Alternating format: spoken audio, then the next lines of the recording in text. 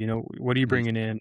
What are you letting? And I think that that has a parallel to what you're talking about earlier from a performance standpoint with not focusing too much on the negative emotions or getting frustrated during a game or seeing what someone else does have an impact on you. I think it all across the board that could be a good theme of the conversation today. Like, what are you feeding yourself? What are you letting in? Are you being too caught up on other people, what they may be doing, what they may be thinking about, or what they may be thinking of you specifically. So I think all these things are good things to acknowledge and lay down and be aware of. Hey, what are you letting in? What sort of thoughts are you letting in your head? What sort of things are you putting in your body? I think that is important to be aware of, and I think I'm encouraged by the conversation. I think it'll be beneficial for the listeners to listen to today, and I'm grateful for anybody out there listening to the show, and grateful for you for being on today, Christian. So for now, I'll give you the floor to give any sort of final thoughts or takeaways from the conversation, or anything that you didn't get to bring up that you think you might want to have brought up before the discussion today. Of Yeah, of course, again, thank you for having me. This is fun. course. You know me, I'm a talker, so I like to talk. I, Fun. I love that about you.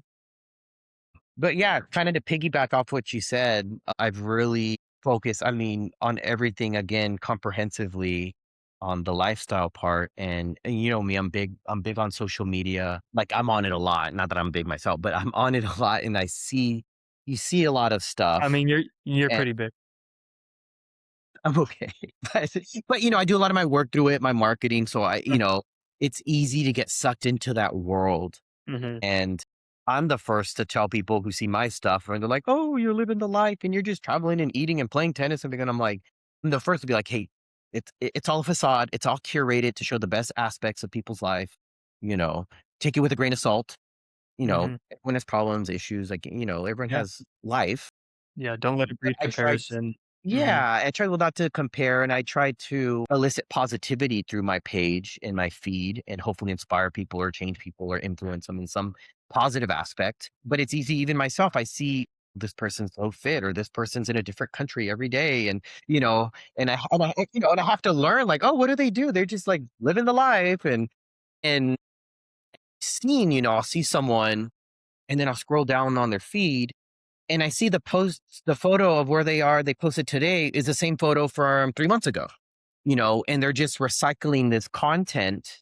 And it made me realize, like, okay, it can't always be like they're trying to stay relevant. They're trying to curate this certain lifestyle, especially now with AI. I mean, I could tell AI me, on a beach in the Caribbean and no one would know, I could just tag myself there. I mean, so you have to really just take things with a grain of salt and focus on yourself.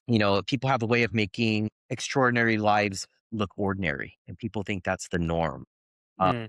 and it's so easy to be exposed to that every day. And sometimes, like for me, I've gotten into ruts where I feel like, okay, I'm falling behind because I'm comparing myself to this person and have to tell myself, okay, you're not. And it's my own journey, be better than I was yesterday. And the best comparison I feel like that I'll ever make is who I was the day before. It's like, what is my goal? Be better than I was yesterday.